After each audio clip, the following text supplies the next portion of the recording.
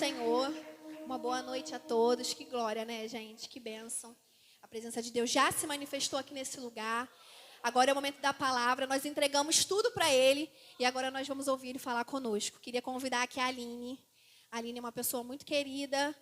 Missionária Aline, que vai estar responsável de trazer a palavra de Deus, da revelação do céu para a nossa vida nesta noite. Amém? Vamos receber a Aline com alegria? Vamos nos colocar de pé para nós orarmos pela vida dela?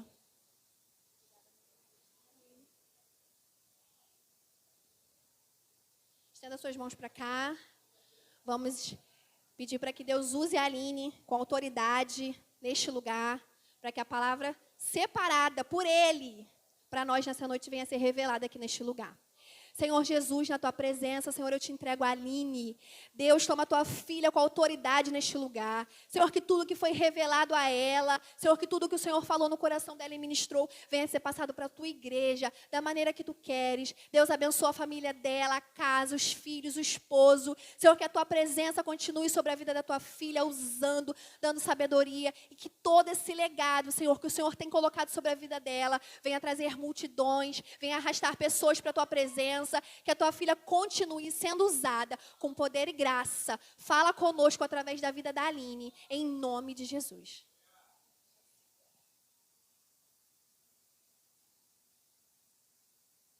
A paz do Senhor a todos, amém?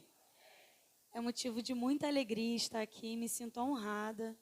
Eu falo, né, bom é a gente chegar na casa de Deus, sentar e receber, né? Mas quando a gente está com a responsabilidade de levar a palavra, aí é um pouco complicado, né? Diferente, né? Eu quero agradecer a Deus pela vida da Thaís, do seu esposo. Primeiro, pelo convite. Quero agradecer a vida do pastor Emerson e a pastora Paula. Amém, irmãos? Eu sou do Ministério Shekinah de Xerém. Sou ovelha do pastor Ananias, no Ministério de Shekinah de Xerém. E eu estou muito feliz por estar aqui com vocês. Eu quero apresentar também o meu esposo, que é o missionário César Negrão, também somos lá. E mais uns amigos que vieram com a gente lá do Ministério Shekinah de Xerém também fazer companhia aqui. É a Renata, o Vinícius e o Leonardo. Amém?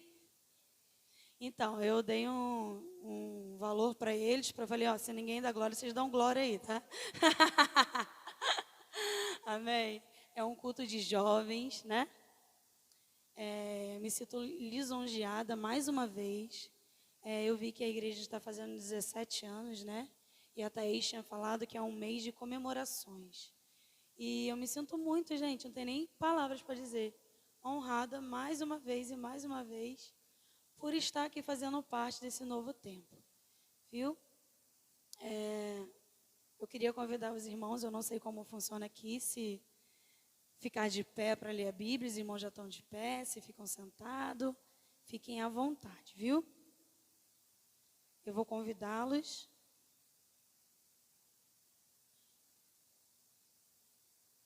A abrir a Bíblia no livro de Deuteronômio, no capítulo 31, no versículo 7.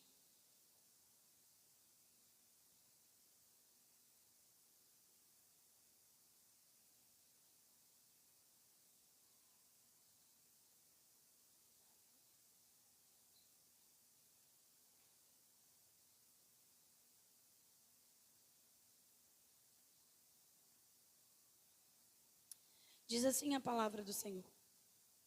E Moisés chamou Josué e lhe disse, diante dos olhos de todo Israel, sê forte, corajoso, porque tu entrarás com este povo na terra que o Senhor com juramento prometeu a teus pais que lhe daria, e tu os farás que o tomem em possessão. E o Senhor é aquele que vai adiante de ti. Ele está contigo, não te deixará, nem te abandonará. Não temas, nem percas a coragem. Amém? Podeis assentar, queridos. Essa é a palavra que o Senhor colocou no meu coração. Ela vai falar no livro de Deuteronômios, mas eu queria falar um pouco sobre Moisés. O que Deus falou para mim é que há um tempo de nós deixarmos o antigo, deixarmos o velho e entrarmos no novo tempo. E quando eu cheguei aqui, eu prestei atenção que a igreja fazia 17 anos. E este é o último ano antes que a igreja entra na maioridade, pastor, né? E os 17 anos, porém, representam muitas coisas, né? E quando eu estava ali sentada, eu falei, Senhor, que a gente ora, né, irmãos? Pede a Deus a palavra, mas a gente fica totalmente na mão de Deus. E quando eu estava ali sentada, Deus falou para mim, Aline, fala para a igreja que este será um novo tempo, que é necessário que deixem aquilo que ficou para trás e andem somente para frente. Mas para isso a palavra do Senhor é a mesma que ele disse a Josué. Ei, ninguém entra onde Deus tem promessa sem ser forte, sem ser corajoso. Aleluia. Essa é a palavra que Deus colocou no meu coração. Irmão, cadê o irmão aqui do teclado aqui para me dar um glória, me ajudar aqui? Eu falo que o irmão do teclado fala lá e eu repito aqui, ó. É tudo seu ali, ó, irmão. Deixa Deus te usar. Então, o que me chama a atenção nesse texto é que antes de Josué, de Moisés ser chamado por Deus a dizer uma palavra de encorajamento para Josué, eu queria te contar um pouco da história de Moisés. Nós conhecemos a história de Moisés, né? Desde pequenininho nós já aprendemos, quem já foi cristão desde pequeno. E quem veio à igreja já ouvimos muitas pessoas pregarem sobre Moisés. Mas Deus tem falado comigo nesta palavra, na palavra de Moisés, né? E o que me chama a atenção é que quando Moisés nasce, há uma palavra liberada sobre aquele tempo. Nós sabemos da história e conhecemos que há uma palavra destinada ao povo que é hebreu, ao povo que é de Deus, aonde há um decreto sendo liberado sobre os hebreus, dizendo que todos os hebreus, todos os meninos, todos os bebês que estivessem nascendo do sexo masculino seriam mortos. E o que Deus falou comigo é que as coisas de Deus, elas vão se repetindo de tempos em tempos, já diz a palavra do Senhor. E o que acontece no tempo de hoje? A mesma coisa. Há uma palavra, há um decreto instituído sobre a nação brasileira, dizendo que o povo de Deus não vai prosseguir nas ideias dele. Ei, há um povo querendo calar a voz do Senhor, dizendo que aquilo que o Senhor instituiu, povo e nação eleita, aquilo que Ele ensinou, não vai se cumprir. Havia também naquele tempo acontecendo isso. Nós estamos vendo muitas coisas acontecendo na política, nós estamos acompanhando o que tem acontecido e há sim um decreto de morte sobre o povo cristão. E essa palavra que Deus tem falado para mim, o que Deus falou para mim esta noite, é que em tempos de palavras contrárias, há também um povo crescendo, há um povo sendo forte, fortificado pelo Espírito de Deus. E ali, acontecendo no mesmo momento, onde há um povo que tinha recebido uma palavra contrária, uma palavra dizendo que não nasceria nenhum menino hebreu, que daria continuidade ao povo de Israel, porque o povo do Egito estava incomodado, os judeus estavam incomodados, o povo do Egito, com o povo judeu que estava crescendo, e isto estava incomodando ele. Então ele decide ali fazer um decreto e dizer às parteiras para que tirasse a vida dos meninos. E a palavra que o Senhor colocou no meu coração dizendo: ei, que pode haver o decreto que for sobre a minha e sobre a tua vida, mas há uma palavra do céu liberada para mim e para você, e dizendo que ninguém calará a voz da igreja. Oh, aleluia! Ninguém vai calar a voz da igreja. Ninguém vai calar aquilo que o Senhor falou que vai multiplicar. Ei, não há decreto do governo, não há decreto do inferno que vai se levantar contra a minha e a sua vida e dizer para você: ei, o teu projeto, o teu menino não vai nascer. Há uma voz do céu dizendo para mim e para a tua vida hoje: creia que aquilo que o Senhor prometeu na minha e na tua vida vai se cumprir. Aleluia. E o que está acontecendo é isso. Só que o que me chama a atenção é o comportamento de uma mulher, pastor. Uma mulher que ela tem coragem de tomar atitude diferente das outras mães. Então Joquebede, ela decide ter aquele menino e esconder o menino por 3 meses.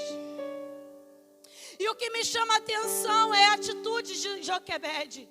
Ei, o que é lindo nesse texto é ver que os homens, daquele tempo, o rei mandou a parteira, aquela que era instituída a ajudar as mulheres a ter os seus filhos, com uma voz de morte, dizendo: estas que eram obrigadas ou ajudadoras daquelas mulheres que estavam em momentos difíceis, de dificuldade, elas agora estão sendo obrigadas por eles, por um governo, a fazer o quê? A matar os meninos.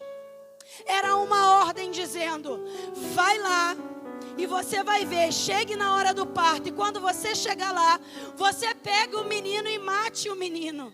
E isso aconteceu com muitas mulheres hebreias. Só que as parteiras começaram a ficar incomodadas, dizendo: Faraó, quando a gente chega lá, as mulheres são fortes, elas são diferentes. Elas já deram à luz o menino, o projeto já nasceu. Elas são diferenciadas. E o que aconteceu? Joquebede, então, ela decide não entregar o seu filho nas mãos daquela parteira. E o que Deus falou comigo esta noite, o que eu quero falar com vocês, irmãos, é que Joquebede, eu falo, ela pega o seu menino, ela embrulha o seu menino, e eu falo, ela não colocou betume em volta daquele barquinho. Ela decidiu pagar o preço de lutar pelo seu projeto.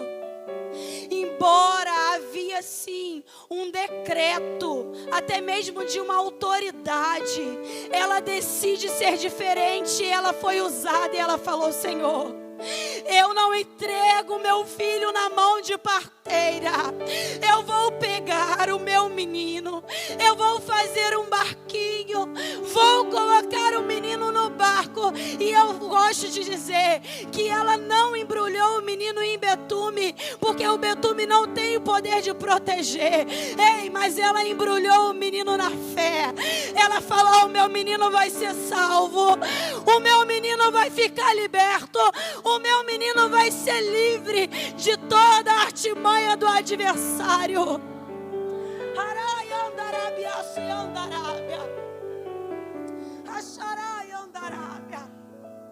Nós vemos uma atitude de fé de Joquebede. Ela aceitou, então, proteger o menino e encher o menino, e envolver o menino em fé. E o que é mais lindo é que lá no palácio havia a filha de Faraó, uma princesa. Ela estava talvez num dia comum. E então Deus vai lá, eu falo, Ele é muito lindo, irmãos.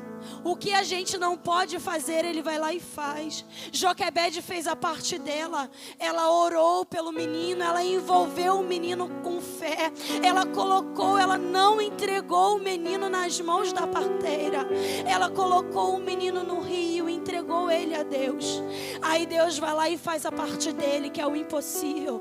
Coloca calor, vai lá. De repente está no palácio e ela começa a sentir calor. É um calor. Ela fala: então eu vou lá. vou lá no rio me banhar, porque eu estou sentindo calor. E quando ela chega lá no rio, de repente ela olha para o rio e vê um cestinho. E escuta então um menino chorando dentro de um cestinho. E ela pega aquele menino, pede uma da sua serva para que pegue aquele cestinho. E quando ela abre o cestinho, ela vê Moisés. Ela vê aquele menino, e eu gosto de dizer, ei, o menino era formoso. Ei, o menino era muito guapo, era muito bonito. Ei, mas ela olha para o menino e olha, o que é mais lindo é o que ela fala. Ei, o menino é bonito. Como posso eu matar um projeto que Deus instituiu? Ela olha para o menino e reconhece: ei, esse menino não é dos nossos. O menino é um hebreu. Ei, e o que eu vim aqui esta noite te dizer: ei, faça como Joquebede. Ei, o inimigo da tua alma vai olhar para o teu projeto e vai dizer: não tem como eu ir contra este projeto. Por quê? Porque esse projeto é formoso. Porque esse projeto é de Deus. Ei, o inimigo da tua alma, ele vai dizer para você: ei, não tem como matar o projeto. E o que Deus falou comigo, pastor, é que tem muita gente desistindo do projeto. Tem muita gente desistindo do menino. Tem gente ficando com a voz que o governo tem falado, com a voz que o teu opositor da tua alma tem falado, e dizendo: ei, desiste desse sonho, desiste do teu projeto. Por quê? Porque o menino não vai nascer.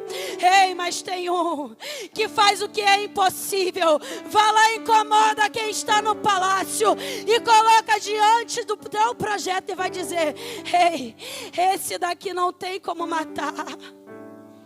E o que é lindo é que ela paga para a própria mãe cuidar do menino.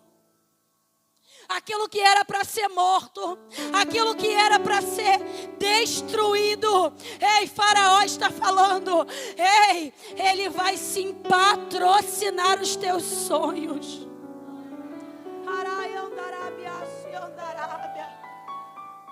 Talvez, irmão, você não esteja entendendo aquilo que Deus tem falado. Nós temos vivido um tempo em que tem profetizado coisas ruins sobre as nossas crianças. Tem falado coisas ruins sobre os nossos jovens. Ei, mas Deus está falando: a sua criança será uma bênção na mão de Deus. O teu jovem será uma bênção na mão de Deus. Não há artimanha do inferno, não há artimanha do teu inimigo que vai dizer que vai matar. Ei, não tem. Há um Deus que está olhando e dizendo: sou eu quem cuido dos meus. Ei, eu vim aqui para te dizer, para te convidar esta noite a envolver o teu projeto de fé. Envolva o teu projeto na fé. Envolva os teus filhos na fé.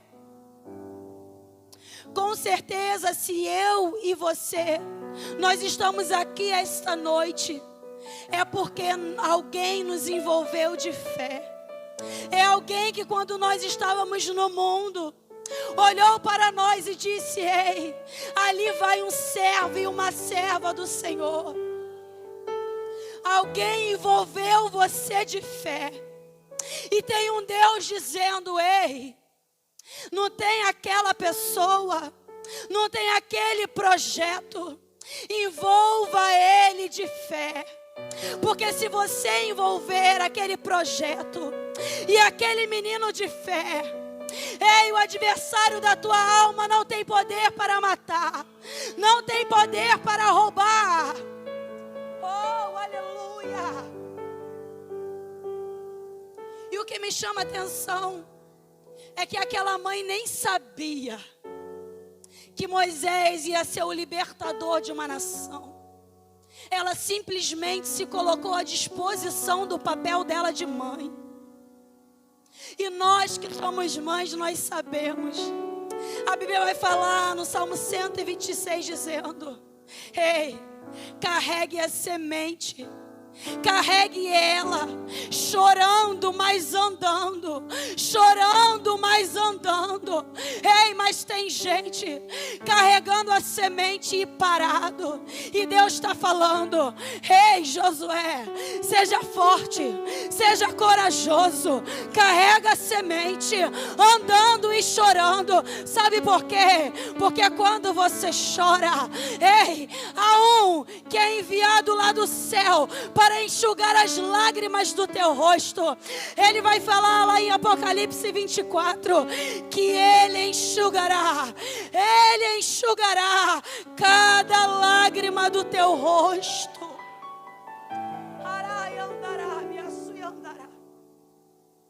Mas porque eu li Josué, é que Moisés, Deus tem um plano na vida dele. Chama ele para ser o libertador daquele povo. Chama ele com um propósito. Moisés, nós sabemos, ele é educado pelos egípcios. Ele recebe a melhor educação. Ele é ensinado. E ele cresce. E há uma confusão ali. Nós conhecemos bem a história de Moisés. E nesta confusão, nesta briga, Moisés mata um homem e foge. E quando Moisés foge, ele está ali levando a vida. Obrigada. Ele está ali levando a sua vida como quem tivesse talvez sido esquecido por Deus. Mas é alguém que Deus já chamou como um pastor. É alguém que Deus já chamou como libertador. E ele está vivendo um pouco distante do lugar aonde Deus o escolheu e o separou. Ei, talvez você se encontre assim como Moisés, um pouco distante da onde o Senhor te chamou. Ei, mas Deus já tem uma palavra sobre a sua vida. Deus já tem um propósito estabelecido sobre você, dizendo que você não fica lá por muito tempo. Deus está te chamando hoje para um encontro com Ele. Ei, assim como Moisés nós conhecemos, foi louvado aqui aquele louvor, onde tem sido muito clamado em nosso tempo. Mas eu creio, pastor, que é um louvor profético. Moisés tem ali um encontro com a sarça, lá em Êxodo 3. Ele encontra com a sarça e ele, ali naquele momento, eu acredito, que Moisés foi curado de tudo aquilo que o prendia, de toda a tua cultura que tinha que ser deixada para trás, de todos os seus traumas, de tudo aquilo que ele tinha passado. Então ele se encontra com a sarça. E ali Deus o revela o chamado dele. Ali Deus fala para ele que Deus o chamou. O propósito de Deus com a vida dele. E Deus falou para mim: Aline, nós temos que nos encontrar com a sarça todos os dias, porque é no lugar da sarça em que nós largamos ali os nossos traumas, que nós somos sim restaurados por Ele. Nós temos um encontro marcado por Ele. E Deus está falando que a sarça representava a presença de Deus. E Moisés estava vivendo distante da presença de Deus. E quando ele encontra com a sarça, Deus se revela para ele de uma forma que ele nunca tinha visto, nunca tinha sentido verdadeiramente a presença do Senhor. E Deus me manda aqui para te dizer: ei, essa noite é noite de você ter verdadeiramente um encontro com Deus, da forma que você nunca teve. Ei, não é porque eu estou dizendo, ei, não é porque eu estou falando alguma coisa, não. Independente de quem esteja aqui em cima, Deus, Ele é o principal convidado. Ei, se há uma festa, se há um culto, ei, Ele é o primeiro a chegar, Ele é o último a sair, dizendo: ei, eu estou no meio de vós. E aquele aquele que tem um encontro com Ele, ele jamais será o mesmo. Moisés então teve seu chamado ali. Deus me lembrou de uma passagem onde nós ouvimos também pregar muito, de um paralítico que estava há 38 anos no tanque de Betesda. O que me chama a atenção é que ali no mesmo tanque de Betesda, onde eram lavados os sacrifícios do templo, e havia muitos doentes. Mas sabe o que acontecia? Os sacerdotes nem se incomodavam com eles.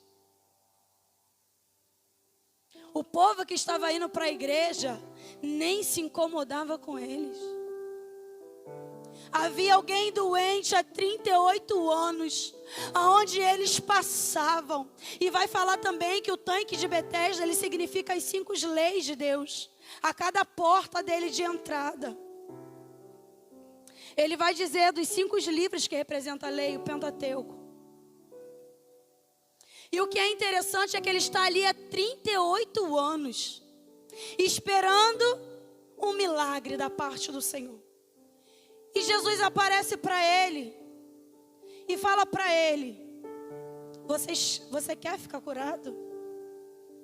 E ele vai dizer: não tem ninguém que me coloque no tanque. E muitas das vezes, irmãos, nós somos assim. Nós estamos diante de Jesus, nós estamos diante daquele que faz o milagre, e nós fazemos assim como Adão e assim como este homem. Nós colocamos sempre a culpa no outro. Dizendo: eu não consigo ir porque fulano não me ajuda. Eu não consigo chegar porque o pastor não me estende a mão. Eu não consigo chegar porque o líder não me estende a mão. Eu não consigo chegar porque o meu irmão não me estende a mão. Nós não assumimos que estamos parados há 38 anos e que Jesus está diante de mim e diante de você, está fazendo uma pergunta e dizendo: ei, qual foi a tua doença até hoje? Porque eu me apresento diante de ti para dizer: eu quero fazer um milagre. Para Moisés ele se apresentou em forma de sarça. Mas ele não. Para aquele paralítico ele realmente era Jesus. E ele fala: queres ficar curado? E ele coloca a culpa em outras pessoas. E é assim que temos levado a nossa vida. É assim que nós temos empurrado a nossa vida com a barriga. Há 38 anos. Colocando a culpa sempre nos outros. E Jesus está aqui hoje.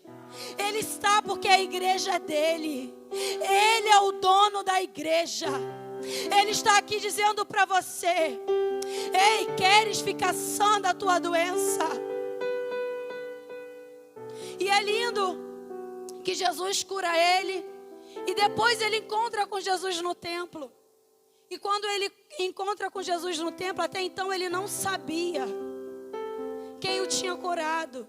E quando ele encontra com Jesus no templo, Jesus vai dizer para ele: o teu vai, e não faça mais, porque quero eu apagar os teus pecados. Seus pecados estão perdoados. Jesus diz isso para ele. E eu fiquei perguntando para Deus: Senhor, porque ali na Bíblia em nenhum momento vai relatar qual é o pecado daquele homem. Mas Deus falou para mim: Aline, talvez poderia ser a paralisia. Tem muita gente, pastor, pregando sem fé. Tem muita gente vindo para a igreja sem fé. Tem muita gente louvando sem fé. Tem muita gente que está há 38 anos na porta. E Jesus está diante dele dizendo: eu estou aqui para curar a tua paralisia. Talvez hoje o meu e o seu pecado seja paralisia.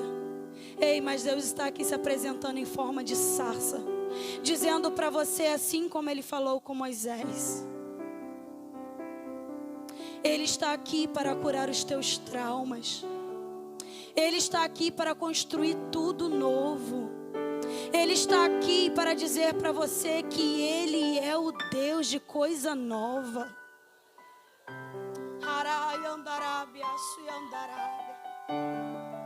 O que eu acho lindo é a história de Pedro.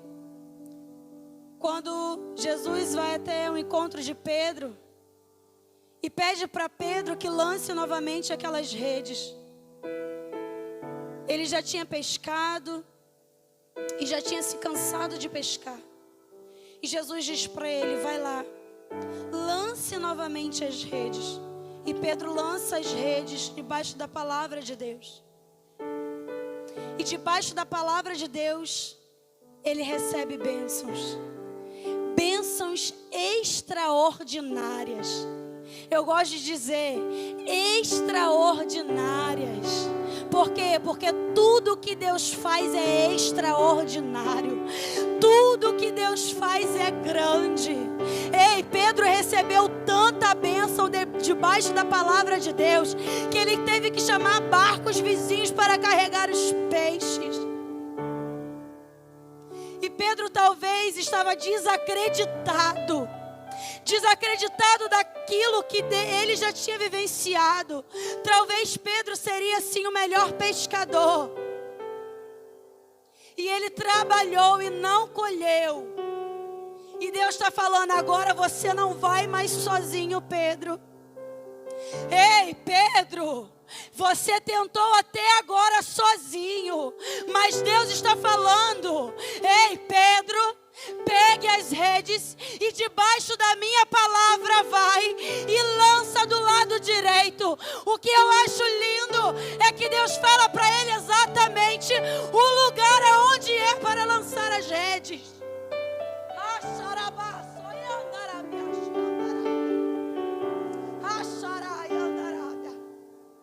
Enquanto eu estava ali sentada, pastor, Deus falava para mim que Deus vai dar uma estratégia nova para vocês.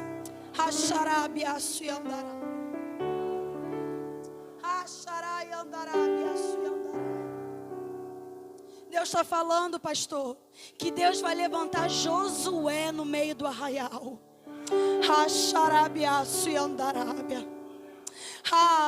O que eu acho lindo de Josué é porque Josué estava próximo de quem era referência para ele. E quem está distante do seu pastor e do seu líder não enxerga direito a feição dele. E é aqueles quem nós falamos, né, a juventude, são aqueles que tacam fogo no parquinho, ei, faz rebelião. Ei, mas Deus está falando, pastor, que Deus vai levantar Josué neste lugar. Deus vai levantar ajudadores que vê realmente o trabalho de vocês, o trabalho desta casa, porque foi necessário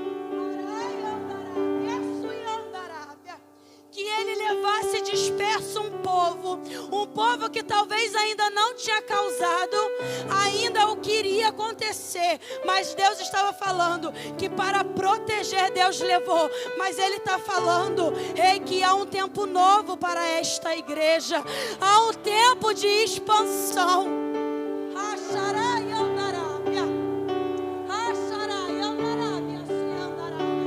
E às vezes nós falamos: eu não dou conta nem do que já tem aqui. Mas Deus está falando: ei, se aproxime da liderança, se aproximem para que vocês aprendam a honrar, assim como Josué honrou. Deus falou para mim sobre honra. Ei, toda vez que há uma festa, há uma mesa preparada. E quando a gente fala de mesa, nós falamos de honra. Ei, mas só a honra para quem é obediente. Engraçado, Deus soprou aqui. Deus me trouxe a memória agora. Quando Jesus recebe um convite de fariseus, o convidando para ir à casa deles. E Jesus poderia ter negado. Jesus sabia, Ele era Deus encarnado. que ele não ia ser bem recebido naquele lugar. Mas ele não dispensa o convite, pastor. E tem gente desonrando o convite do pastor. Arábia, Suyandarábia.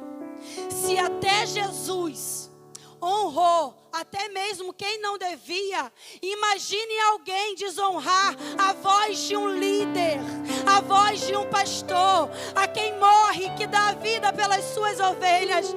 Ei, Deus está falando, tem uma mesa preparada, há uma mesa de honra, ei, mas há uma mesa preparada para o povo que aqui está, aqueles que foram obedientes, ei, e aceitaram o convite dizendo, ei, eu vou para honrar primeiro a Deus e segundo o nosso pastor. Josué era aquele quem estava próximo de Moisés. Os estudos vão dizer que as características deles, até mesmo como pessoa, era parecida com Moisés.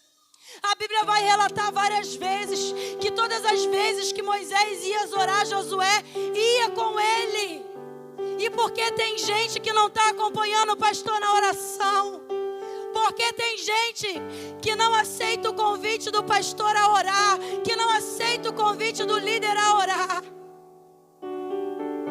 Deus está falando, há um tempo em que as pessoas sobem no púlpito e esquecem de pregar a Jesus. Dão palavras, são coaches emocionados. A pessoa entra na igreja, chora, sai emocionada e não muda a atitude. Ei, mas aqui não tem ninguém famoso. Aqui não tem ninguém em busca de fama.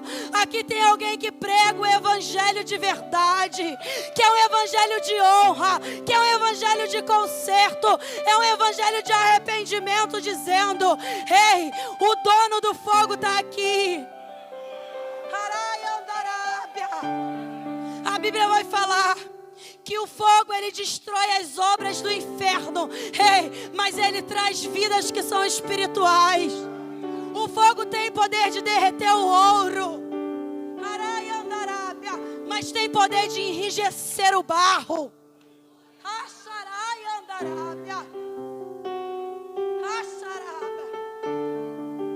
Deus está falando, noite de fortalecimento. Ei, a igreja não precisa de uma palavra motivacional, uma palavra empolgante, não. A igreja precisa de saber que nós estamos passando tempos difíceis e que o noivo já está voltando. E ele vai buscar o quê? Uma igreja que esteja adornada. Ei, Mateus 25 vai dizer, Jesus começa a dissertar para os seus discípulos e vê que os discípulos não estão entendendo nada. E ele vai falar, ei, havia 10 virgens e 5 delas eram loucas. Por quê? Porque adormeceram em tempo de buscar a Deus. Paralisaram em tempo de busca. Não compraram a causa do Senhor. E Deus vai falar que nós somos uma obra em construção. Nós estamos aqui para sermos edificados. E Ele fala assim, ei, quando você aceita Jesus, ninguém fala para você que é fácil. Deus está falando, ei, quer seguir a mim? Vai pegar a tua cruz, mas calcula a rota. Porque ninguém faz um edifício sem calcular o quanto lhe vai custar. Você vai construir uma casa. Você só vai construir uma casa se você tiver dinheiro. Ninguém vai construir um prédio se você não tiver dinheiro. E Deus está falando, ei, calcule a rota. Serve a mim, mas lembre-se que você é um edifício. E Ele é o Deus que concretiza o final da obra. Ele está dizendo, eu e você, nós estamos em construções. Aleluia. Mas Ele está falando, calcule a rota. Calcule o quanto você vai gastar. Porque o evangelho não é bênção somente. Ele é o dono da bênção. Ele está aqui com as mãos estendidas. A Bíblia vai falar que Ele é a porta, e a porta não está fechada, irmãos. A porta está aberta. Ele está falando, Ele dá uma senha. Ele diz: pede. Pede por quê? Porque Ele está disposto a dar. Ele fala: insista. Ele diz: ei, sabe por que não recebem? Porque não sabem pedir.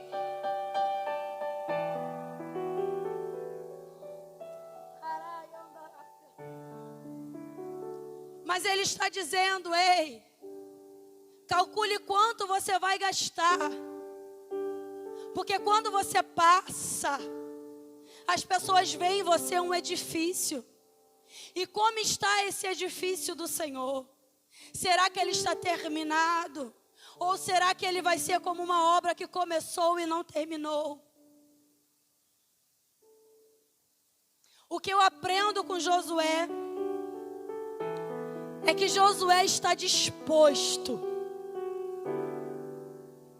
a seguir o líder. Ele está disposto a aprender com o líder. Ele está disposto a se submeter à palavra do líder. Moisés, quando foi chamado,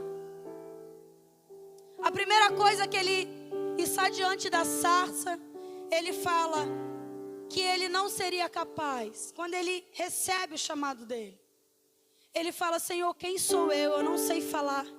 Eu não tenho uma oratória perfeita. Mas Deus está falando: ei, deixa para lá. Eu sou especialista em pegar os improváveis. Eu sou especialista em pegar aqueles que ninguém dava nada e colocar aqui na igreja, limpo e sentado no lugar de príncipes e princesas, e dizer: ei, outrora estávamos condenados, assim como Moisés estava debaixo de uma sentença. Ei, mas Deus está falando: não, eu me entreguei lá naquela cruz. Ei, para dizer para você que está aqui esta noite: ei, você vai sentar em lugares altos. Ele é o Deus dos improváveis. E o que me chama a atenção de Josué é que ele, quando ele recebe o chamado da parte de Deus, ele se preocupa não mais como Moisés. Moisés se preocupava em provar para o povo que ele era o líder, ele era escolhido, ele era chamado. Mas Josué não. Josué, a preocupação dele, pastor, é continuar o trabalho de Moisés. Porque você substituir alguém que faz tudo errado é muito fácil. Nós colocamos a mão e resolvemos o problema. Mas quando tudo está indo bem, né, a visão de Josué: como eu não sou capaz de levar adiante uma obra tão linda que Moisés começou. E é engraçado que Moisés, ele muda o nome de Josué. E isso representa a nova Canaã. Nós sabemos que a história de Moisés, ele era um libertador, ele é uma tipologia de Cristo, e que ele faz o trajeto retirando o povo daquela terra de servidão e escravidão. E ele conduz então o povo à nova Canaã, à nova Jerusalém.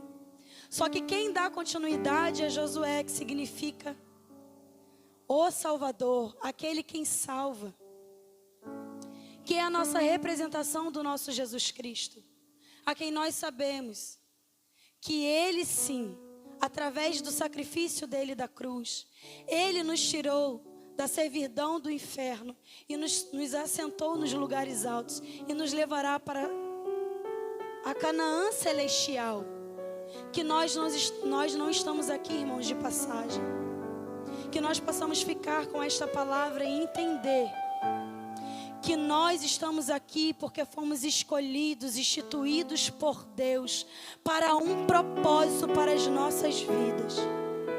Deus te chamou hoje. Deus não me mandou aqui em vão, irmãos. Talvez eu seja como Moisés. Não tenho uma oratória perfeita, improvável como Moisés. Mas também estou aqui representando Josué. Alguém que aprende com o seu líder, né? Eu falei que a década das vezes, eu peço pastor, todo lugar às vezes me convida para pregar. Antes disso eu pergunto o meu pastor, o senhor me libera? E dia de domingo é um pouco complicado. Nós somos líder de departamento também na nossa igreja, né? E a gente sabe, né? E assim, eu faço questão de dizer, irmãos, eu falo, né? Quando Jesus fala para Pedro, né? Pedro, você é a pedra, e sobre ti edificarei uma igreja. No hebraico significa Petros, e Petros significa um fragmento da pedra, né? Dizendo que Pedro era um pedaço daquilo que seria Jesus, que nós sabemos que é a pedra principal da fundação da igreja. Eu falo, irmãos, eu só quero ser um pedacinho do meu pastor, né? Um pedacinho da pedrinha dele eu quero ser, né? E esse é o meu testemunho, né? Meu testemunho de vida. Então eu falo, eu não gosto de trazer nenhuma mensagem que você não se vê nessa mensagem, né? Muitas das vezes nós nos sentimos como Josué. Muitas das vezes nós nos sentimos como Moisés. Mas eu vim aqui para te dizer, meu querido e minha querida, que Deus te levantou. O pastor dessa igreja, a liderança dessa igreja precisa. E mais do que eles, aquele quem te chamou, quem instituiu como nação eleita para dominar todas as coisas. Deus me mandou aqui para te dizer, seja forte e seja corajoso, porque Deus te chamou, como Moisés, Deus te chamou como Josué para trabalhar. Por quê? Porque Ele tem uma grande obra na tua vida. Ele tem um projeto. Ei, não há ninguém que vai matar o teu projeto, mas eu quero te convidar esta noite a envolver o teu projeto na fé. Envolva ele. Ei, tudo aquilo que o adversário da tua alma disse para você, falando que você não vai conseguir, que a partir de hoje você pegue aquele papel que está amassado dos teus sonhos e comece a projetar novamente. Senta no teu escritório, na tua cama, no teu lugar de oração e começa a escrever aquilo que você tem desejo, aquilo que você tem projetado. Entrega na mão do Senhor. Você vai dizer para Ele, Senhor, eu não aceito entregar o meu projeto na mão do adversário, porque o adversário quer calar a tua voz, o adversário quer calar aquilo que é nosso. Ei, o inimigo quer roubar o que é direito da igreja. Deus está falando, eu chamei cada um de vocês para liberar do trono bênçãos sem medidas, e o que o inimigo quer? Te deixar desacreditado daquilo que Deus já planejou. Ele está querendo dizer para você que nós não somos capazes, mas Deus me mandou aqui com uma voz profética para te dizer, ei, você é capaz sim. Você é capaz. Seja forte e seja corajoso, porque assim como Deus foi com Moisés, assim como Deus estabeleceu no ministério de Josué, Deus será também com cada um de nós daqui em diante. Não importa o nosso tempo de paralisia, como foi daquele tempo, daquele homem que ficou 38 anos. Nós vivemos tempos difíceis desde a pandemia. Nós vimos crentes que foram e nunca mais voltaram. Por quê? Paralisia. Se acostumaram a assistir culto na televisão, comendo pipoca e bebendo refrigerante. Não abre mão da sua própria vontade. Todos nós, talvez o nosso corpo físico queria estar no lugar de descanso.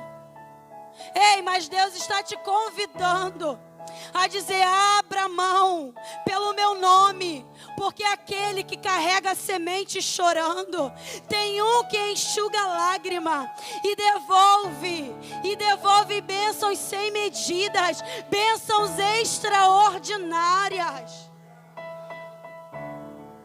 Lembre-se que nós somos um edifício, e um edifício fundado em cima da rocha que é Cristo.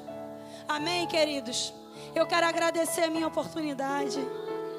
Muito obrigado, viu?